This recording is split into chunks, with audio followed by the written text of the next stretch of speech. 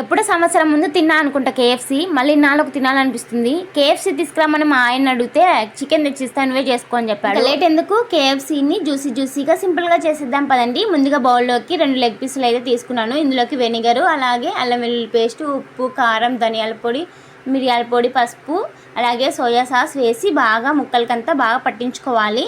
బాగా ఘాట్లు పెట్టుకోవాలి. అప్పుడే మసాలాలన్నీ లోపలికి పోతాయి. మసాలా పట్టించిన లెగ్ పీసుల్ని 1 అవర్ పాటు ఫ్రిడ్జ్లో పెట్టుకోవాలి. తర్వాత ఒక బౌల్లోకి 1 కప్ మైదా పిండి, 1 స్పూన్ కార్న్ఫ్లోర్, 1 స్పూన్ బియ్యం పిండి, ఉప్పు, కారం, ధనియాల పొడి, మిరియాల పొడి ఇవన్నీ వేసి మిక్స్ చేసుకొని పౌడర్ అంతా పక్కన పెట్టుకోవాలి. 1 అవర్ తర్వాత లెగ్ పీసుల్ని ఇలా పిండిలోకి ముంచాలి. చేత ప్రెస్ చేస్తూ మనము పిండిలో ముంచాలి. తర్వాత కోల్డ్ వాటర్లో ఒకసారి డిప్ చేసి మళ్ళీ పిండినంతటిని సెకండ్ కోటింగ్ లాగా ఇలా ప్రెస్ చేస్తూ పట్టించాలి. అప్పుడే మనకు పైన లేయర్ అనేది క్రిస్పీగా వస్తుంది. వెంటనే ఆయిల్లో డీప్ ఫ్రై చేసుకోవాలి.